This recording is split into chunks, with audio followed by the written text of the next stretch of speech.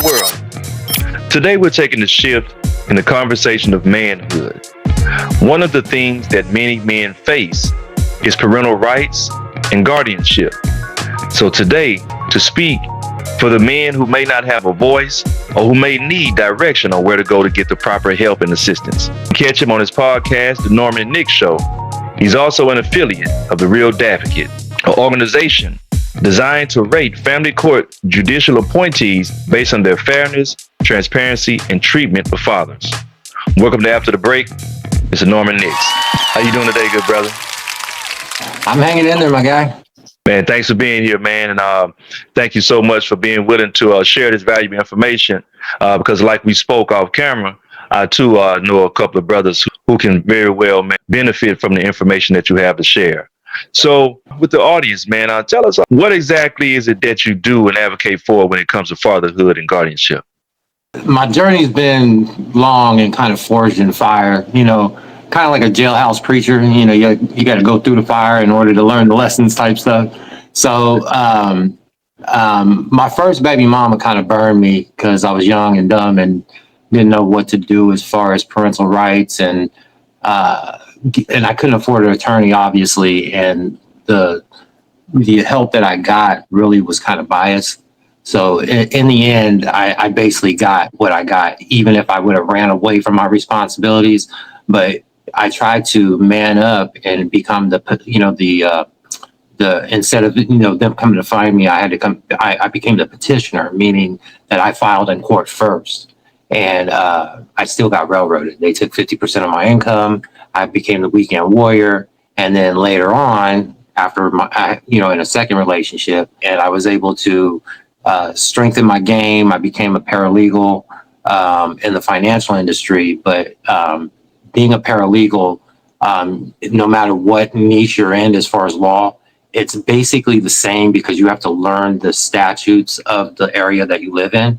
So when I was started as a paralegal, I started under the financial industry in bankruptcy, under the Roll Law Office, and he was a bankruptcy attorney, and basically used my skip tracing skills as a collector at the time, because I was a collector, and he needed somebody to negotiate debt with the bankruptcy, entities such as the banks and whoever, the mortgages on the house and all that stuff. So that's where I came in under the tutelage of the attorney as a paralegal. Later on, I became a paralegal with the Lexington Law Firm, which there was a number of us paralegals that were in there basically that were semi-experts in the financial field, depending on our background, and under the tutelage of attorneys. So with those skills, I was able to transport that over to family court. So what I teach fathers is basically how to categorize all the drama, and mothers and grandparents can do this too, depending on how you're trying to get custody of a child. So basically what you do in family court is basically death by 1,000 cuts, because it's the tit for tat back and forth. And if you go to court for every little cut, the attorneys are just going to bleed you dry. So you have to learn as a father, you have to learn to basically get a yearly day planner, and you have to basically every day dictate all the drama, or write down all the drama that happens that day. If it goes cool. What that allows you to do as a parent, it keeps you in check as a father, making sure that you show up to your visits on time or drop-offs on time, as well as making sure that your etiquette and everything, is cool. But you're also keeping track of the drama that she puts up, such as sending CPS to the schools, accusing you of this, trying to take you to court for bogus restraining orders, and all the stuff that hyper toxic women do.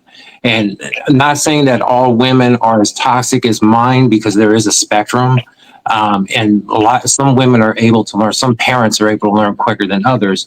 But for those of us that have highly toxic women that do not want to get counseling, that just want to keep the game up until they're 18, this is the best way to do it as far as getting custody of your kids, and saving yourself from a death by 1,000 cuts.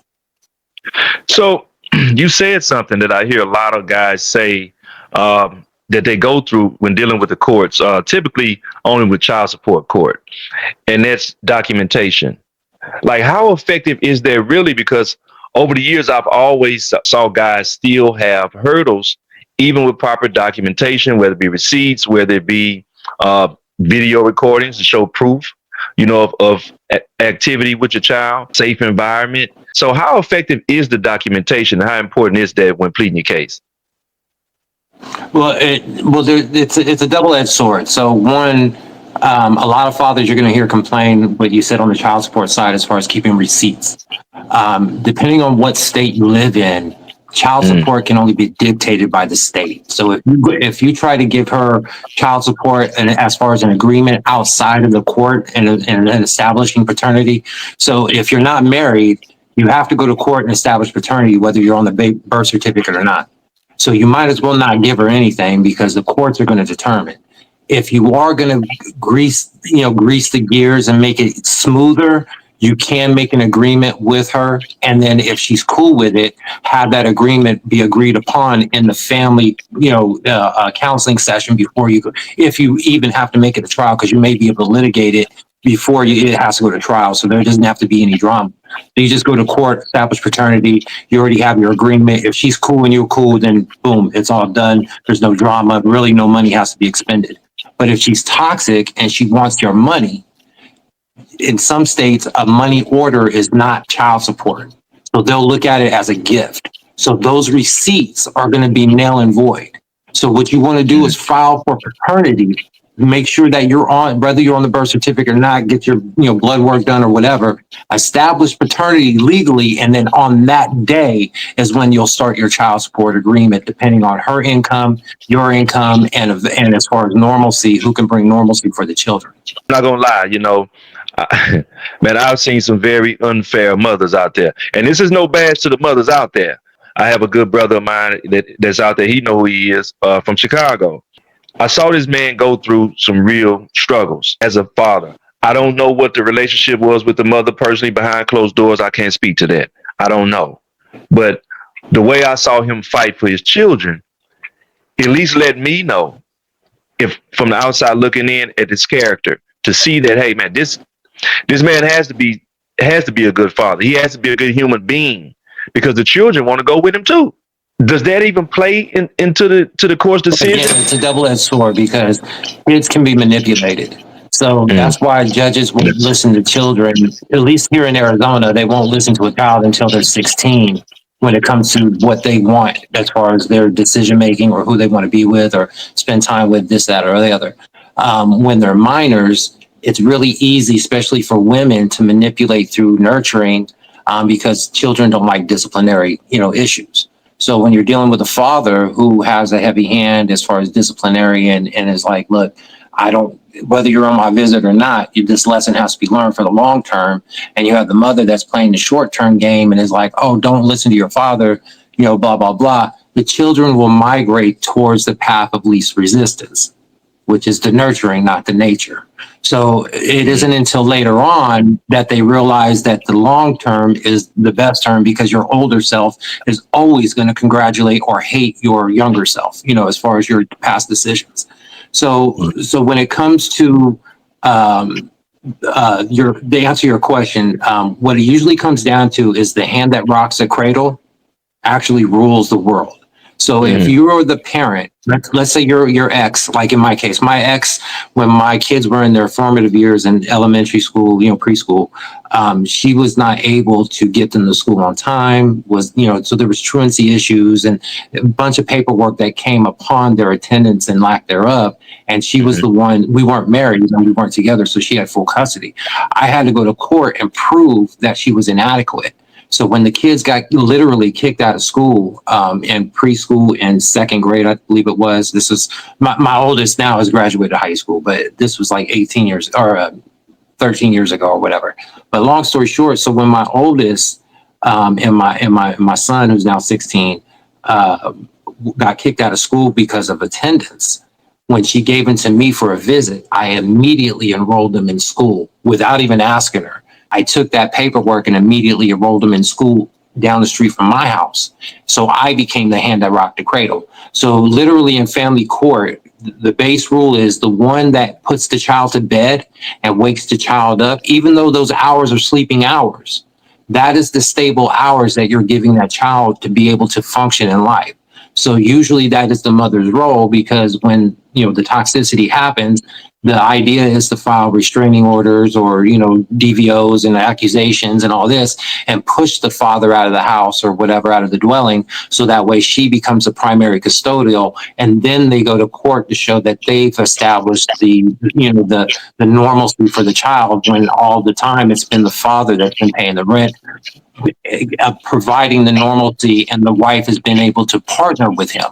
But when she goes to court, she likes to make it seem like she's a one-man show, the mother and the father. But to the viewers and listeners out there, take that Jules just gave you. So, man, I want to applaud you, man, for that, man, for doing exactly that. Like you said, the hand that rocks the cradle, for being that parent on behalf of your children, man. So much respect to you for that. I learned that is because I had to go through the fire with my first ex, who was elegantly toxic. She's a model in the whole nine, very poised, you know what I mean? Very passive aggressive with her toxicity in public, but when one-on-one, she turns into this kickboxer, you know what I mean? But anyway, so when I was young and very, very, very dumb, it was the yo-yo effect. She would, she would get pregnant, we would break up, and then she would, try to coax me back in because she'd drown and be like, I need help, family, let's work it out, and we get going back and forth. And every time, it was like every 2 years she would end up pregnant, and it was the same cycle. You'll help somebody out as far as you can, but loyalty is a big issue for somebody of my caliber. So when a female, I'll give you so many chances. It ain't like a brother, or a stranger you meet on the street where you be like, you shame me once, you know what I'm saying? Next time I fuck you up, you know what I mean, type shit. But with a female, especially one that you have kids with, you realize that it is a learning in progress, especially if you got parents, or you come from somebody, or come from a background where people have been married and been through the fire themselves. They'll tell you there's trials and tribulations that come with every relationship. The problem that we have nowadays is that everybody is on this whole BET, MTV, VH1, hip hop lifestyle, Housewives of Phoenix, Arizona type shit, where they want a ready-made dude. And the problem is that women realize, and they're told when they're younger, you guys are more mature than women, than men, boys at your own age. And that's a lot of reason why a lot of guys you see them in that incel mode, but in high school, where they're just like, I don't have an advantage because this bitch has got tits and ass and she's fucking with the homies out of school. You know what I'm saying? And what do I have to offer when I see her in the hallways and she sees me failing in class or getting yelled at by the gym teacher or whatever, you know what I mean, type stuff. So, we're at a disadvantage at an early age as far as women having a leg up as far as men. But in the long term, and this is nature versus nurture, what I explain to my daughters is the reason why you are gifted with that boost of knowledge or maturity when you're at now at a teenage years is because your body is in flight mode to reproduce naturally. So you have to mature up. You have to realize what's bogus. You have to realize what's going to make you secure, which is income, at least in this time. Because we don't live in caveman times where you're looking for the biggest, baddest, strongest dude to protect you. Now you're looking for the biggest, baddest bank account to protect you and your kids. You know what I mean? So the whole dynamic of nature versus nurture has changed. And for somebody who is not educated and comes from, which is a majority of fathers out there, whether you're black, white, Mexican, or whatever, a lack of education on the public, education level, where you don't learn to become an entrepreneur, you don't learn to become, independent, you just learn to become a worker, you know what I mean, or a consumer. You got to get the Jordans, you got to get the latest anime stuff, the latest, basketball gear, the latest football, you got to show your pride for your foot. And there's all this tribalism that happens in the propaganda of growing up and becoming an American man. But it isn't until you're older that you realize, hold on, wait, I don't have my kid. When you've been through the fire, you know what I'm saying? You're like, hold on, I don't have my kid, but I have all these goddamn sneakers. What the fuck are these sneakers going to do? You know what I mean? So there comes a point kind of like in the Bible, and I'm not religious, but my dad is a minister. And I remember him always saying that, when you become a man because you put your toys away and you start dealing with manly issues. So I knew when I became a man, when I gave away all my G.I. Joes and my Thundercats and, all my GoBots and, all Transformers, and I gave them all to my son. You know what I'm saying? All my basketball cards, I gave them all to my son. And I started worrying about the rent. I started worrying about the lights. I started worrying about cars. You know what I'm saying? the big boy toys to make the family have vacations and be able to go on, the camping trips and all that stuff. You know what I'm saying? So that's what I invested in. And that's how I knew I became a man. And in doing so, I made sure I surrounded myself with like-minded men, like Derek, our friend Derek, that we know. I surrounded myself with men who were trying to be men, regardless of not having a father. You know what I'm saying? So we were coming together like, yo, this is what I learned from my uncle. This is what, you know what I'm saying? So we were guiding each other, trying to stay off the streets, basically, here in Phoenix, when I first met Derek and, his brothers and stuff like that. So there's been a lot of lessons growing in, but as far as like going through the fire, the only reason I got to this level and I'm able to teach is because I was a student for so long. And I think that's what a lot of people miss out as far as, especially with parents, is they, as children, they're in a hurry to grow up and they don't want to go through the stages of freshman, sophomore, junior, and senior, and actually earn that diploma to showing that you can follow instructions, that you can be on time, because that's what is needed as far as being a parent. You have to be on time for parent-teacher conferences. You have to show up for every fucking recital. You know what I mean? And I have three kids that I got custody of right now. You know what I'm saying? 13, 16, and 18. And an 18-year-old just graduated from high school.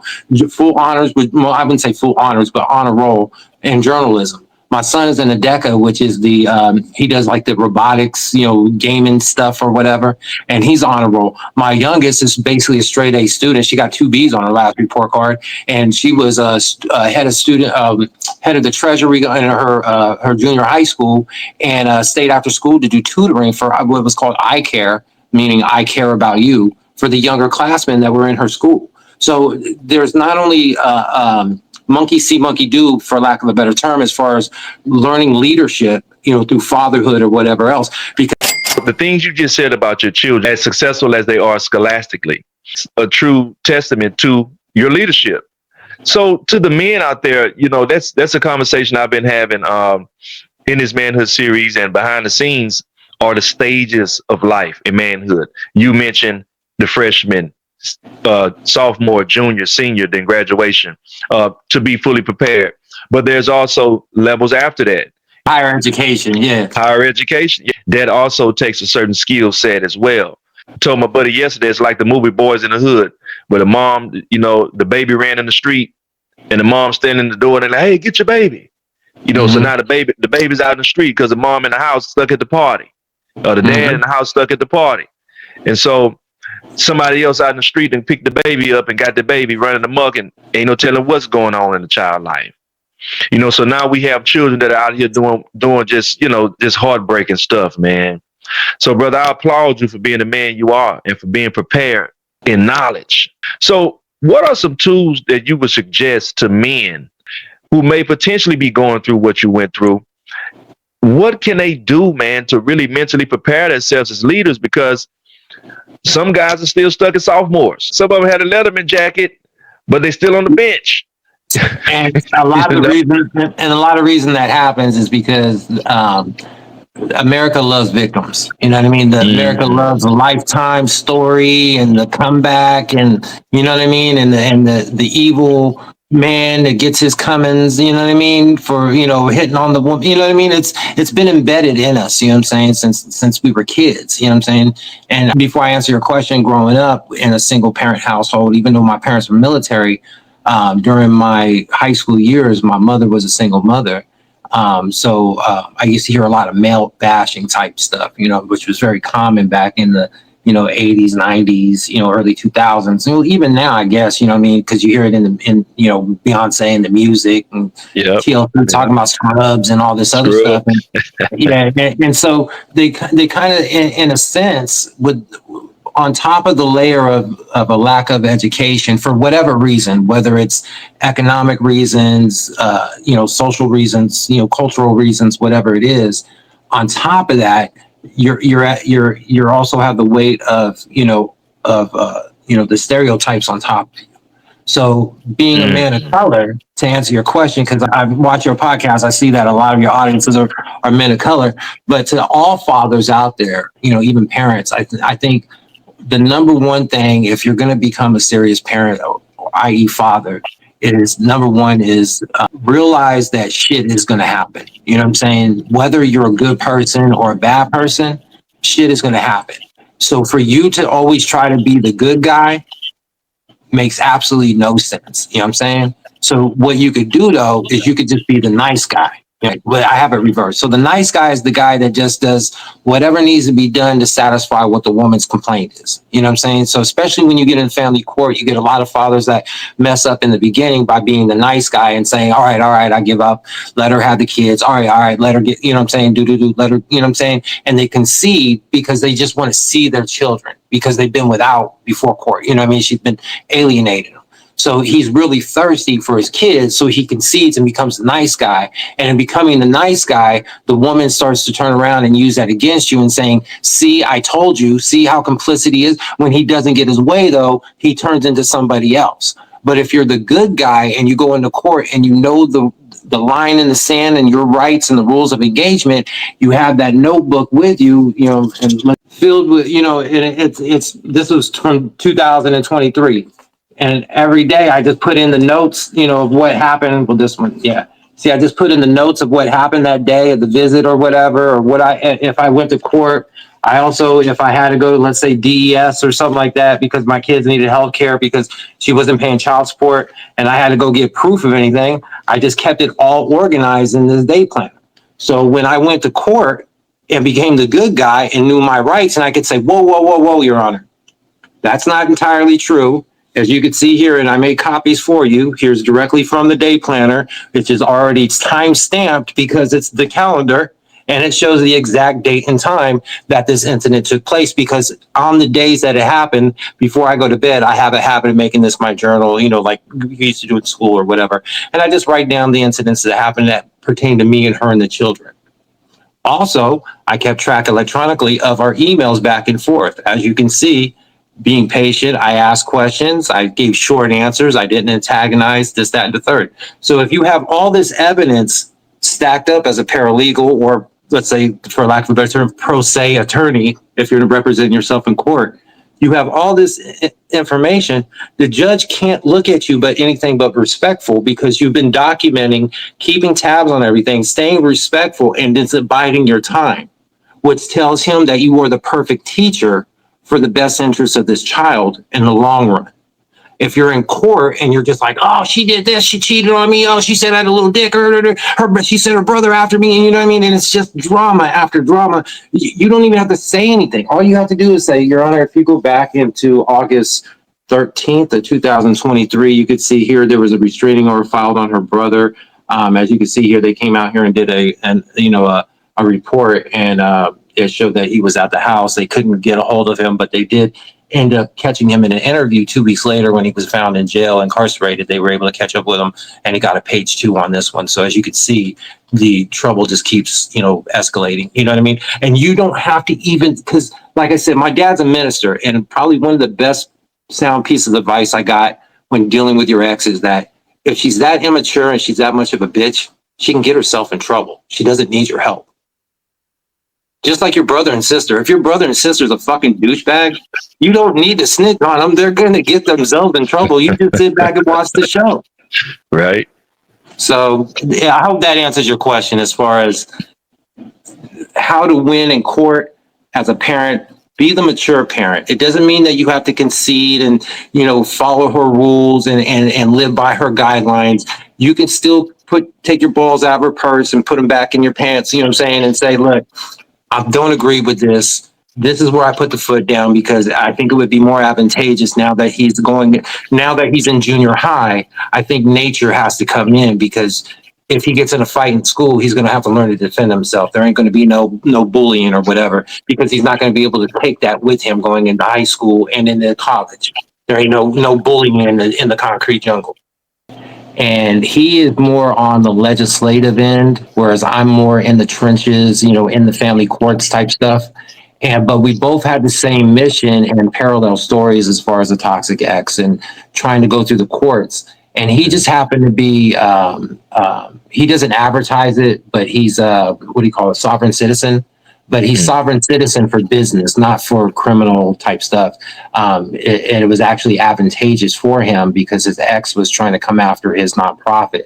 So by becoming by being not only pro se, working for himself and learning how to, conduct himself in family court and litigate, he also learned the legislative rules in Maryland and realized that he wasn't going to change anything in his case because he was, but he could change stuff for fathers in the future. So when he linked up with me, and again, it's kind of a Batman Robin relationship. You know what I'm saying? He goes in there and thumps him around on the judicial level, up top, as far as legislation, the House or whatever in Maryland. And I make the commercials and hit them low as far as shaming the judges, shaming the bad attorney, shaming, whoever's in their area that I need to do a story on because I do background checks and all that from my background. So we kind of work hand in hand. So what we did is we developed this website through his nonprofit. Now his nonprofit is called Winning Strategies, and the email is winningstrategies fcc.org. And that is the main website that we developed for him under the Norman Nick Show. And basically what that website does is bring you in, allow you to show you how you can be pro se, your own attorney, and what to look for if you are going to hire an attorney and when to fire that attorney, because most people don't realize that you are the boss when you hire somebody. But the problem is that there's an intellectual imbalance when you're dealing with an attorney. So they tend to prolong your case without you realizing it.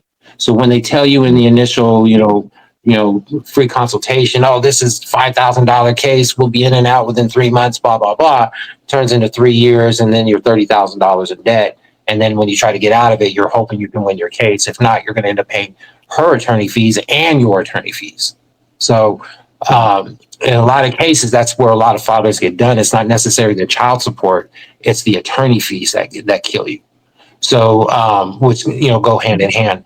But the difference is that the attorney fee, they can only garnish you for, one time in America. So if they are garnishing you for your child support, the attorney will wait in line until that child is 18 or that, the child support is satisfied. And then they will go ahead and attach your wages for their attorney fees. So what Winning Strategy teaches you to do is how to speak in court, how to look, basically what we've been talking about, when to be the nice guy, when to be the good guy type stuff. The other site that we have for the Dabicate is for those fathers that have already went to court. We made a website also for Maryland fathers or parents where you can go in and rate the judges in every county in Maryland. So let's say you live in St. Prince or whatever.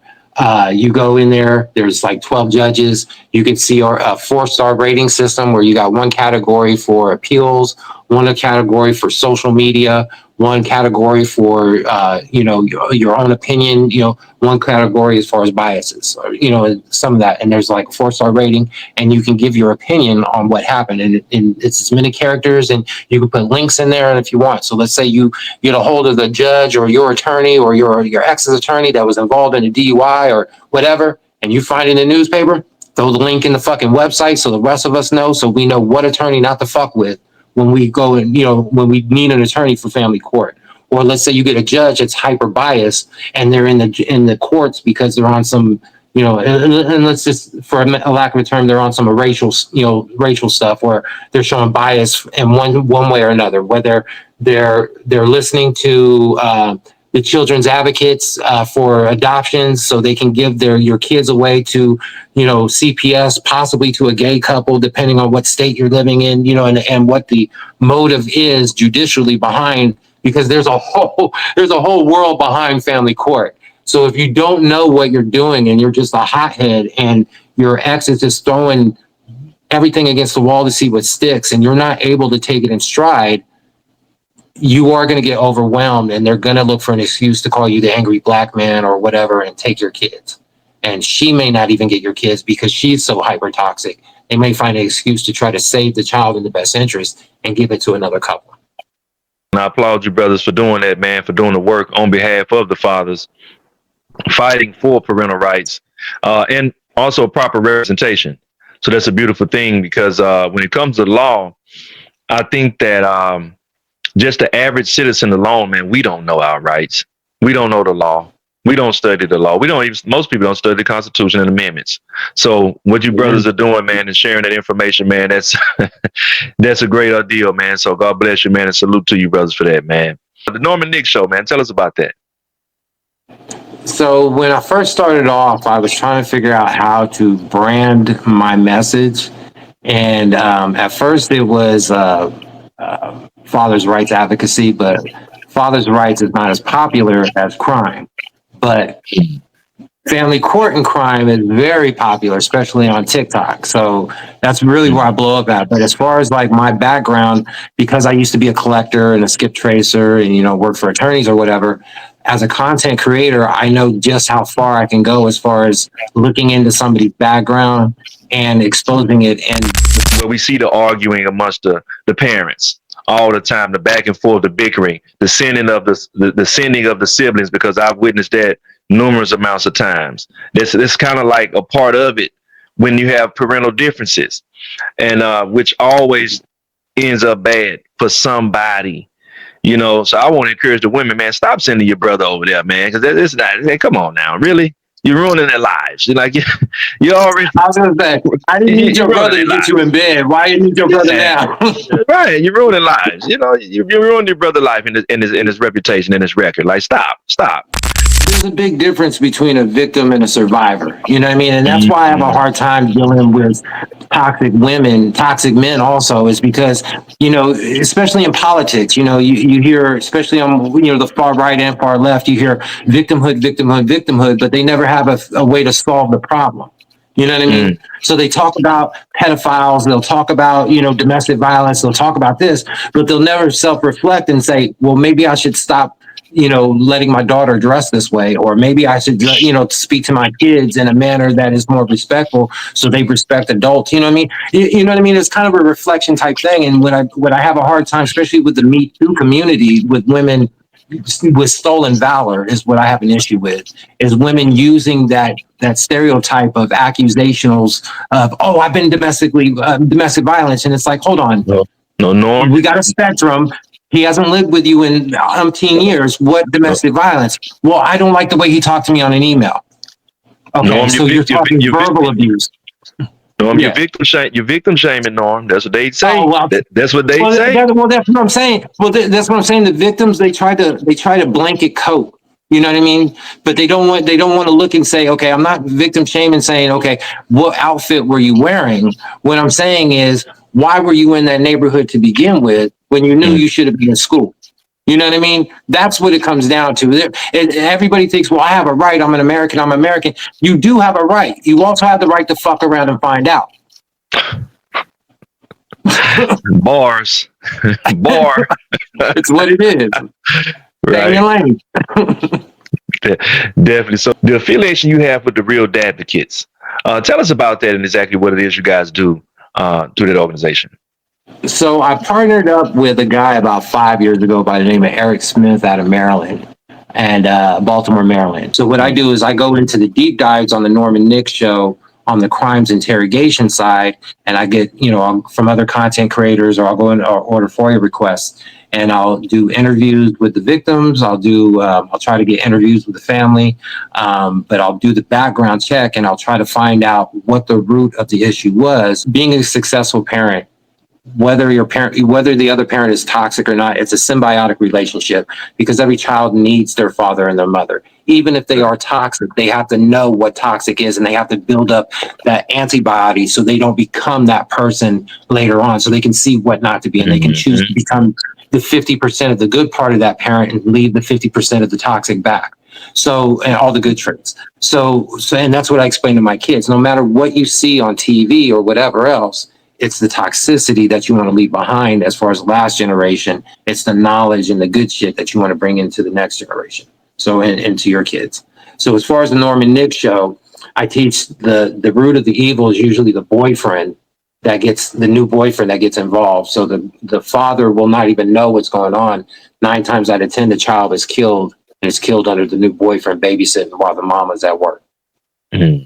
There are statistics that are not being talked about, as far as, especially in the Black community, or in the communities of color, or the poor community, I should say, whereas we don't have money or family, generational wealth to where we can afford daycare or rely on other family members because they're in the struggle just like we are. So we are relying on other people that happen to be a little bit, in a better position in a different area than we are in life, but their area is able to take advantage of where we're where we're not up on. So where they're able to watch our kids for us, they're actually predators, and they set themselves up to be that so they can fit into your life, such as that boyfriend on the couch, girlfriend, whatever. Yeah, I've seen quite a few cases like that here in Arizona. Oh man, it's heartbreaking. It's so tragic, man. So I get man, mad death threats all the time because I do man. background checks and I tell the real story. So I get people, especially by email, I get death threats, especially if I do political stuff, like where I find let's say for instance, there was a Senator Mackey out of I think it was Indiana, when in 2018 he was found to be or 16 when Trump was running. He was head of Trump's election campaign, and he was found to be a pedophile. And they busted in his hotel. I got the interrogation. I did a whole video on it. Even showed the pictures where him and Donald Trump Jr. were in the White House, arm in arm, which they scrubbed from the internet after I did the video. But once I did the video, I got mad death threats from MAGA, and so you know what I mean. So I don't really care. I carry cameras. You know what I'm saying? I'm legal. I'm not a criminal. So and you already know Arizona stand your ground state. So I'm on that point where I'm 47 years old. My kids are almost grown, and I'm on a wish a motherfucker would status. You know what I'm saying? Because I need the content. So give me a free kill. Come to my door. Give me a free kill. We'll play this video game. We'll play this video game you think this is. Your ass then we'll throw it all left curve on you there. His father's got claws. Well, that's what's up, good brother Noah, man. I appreciate the time, man, and your efforts, man, to better inform the fathers out there on their rights and also point them and steer them in the right direction. So, good brother Noah, man, thank you so much. And tell the audience how can they follow you and support what it is that you do. Any of the platforms that have the Norm and Nick show on them, or anything with winning strategies, you're going to see me connected to. Just give a like, comment, subscribe, whatever you want to do to support the, whatever platform you see me on. And on top of that, shout out to the late, great Kevin Samuels. That's a lot of who I base my Bible thumping father's rights advocacy from. I gotta edit that. I gotta edit that out, man. You see. What you did? What? Norm Samuels. He's a mentor of mine as far as how I conduct myself as a man. I take a lot of his elegance as far as how he teaches the difference between, toxicity on the spectrum between a woman and a hoe. You know what I mean? Yeah. And that's a lot of what single men don't get is they go into manhood and they don't know the difference between a woman and a hoe. And a lot of them don't even know that their own mamas used to be hoes. So they're at a disadvantage to begin with. So, but I'm all over the spectrum with it. See, that's why you get them threats right there, Norm. See, you're talking about the hoes, man. Well, like I said, I tell it like it is, and a lot of people don't like looking at me. And men too. Like, there's a lot of men that come on to the show and they're like, "Yo, help me," and it's like, "Okay, what do you got?" And they're like, "Well, I'm about to go to court on Monday," and it's like, "My guy, what have you been doing all this time?" You know what I'm saying? I can't help you at the last minute. You know what I'm saying? I'm not Jesus Christ. I'm not a Satan. You know what I mean? But if you would have came to me, when it first started, I could have mentored you into what to do. But if you've already got a criminal record and you've already kidnapped a kid one time and she's got 3 domestic violence orders, there's really nothing I could do to help you. So there is, I have to turn away toxic men just as much as I have to, clown and put a mirror in front of me too toxic females. So, it's a balance. People just don't like the realism that comes after Cat Williams came out and was like, "Yo, 2025 exposing everybody." Yeah, like the old saying goes, the truth hurts. Hey, I got a couple of baby mamas, and like I said, they love throwing everything at me. So my life has to be an open book. So I get it all the time when women are like, "What about your background?" And I'm just like, if you want to give me free publicity and take the time to look up my background and go on the comments and see what I've been accused of, what you won't see is where I had to do a plea deal where I found guilty, because I've been accused of everything, but I have never, ever, ever have a criminal record where I can't hold a firearm. Yeah. I can't be a father.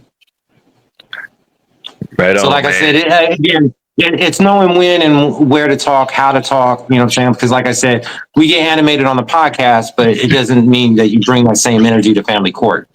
So, Right. So Absolutely. But Norm, I thank you so much for that great information. And in the words of one of my favorite Star Wars characters on The Mandalorian, I have spoken. So Norm, man, thank you, good brother. Respect and salute, man. Till next time. God bless. all right, my guy. Peace. Gone.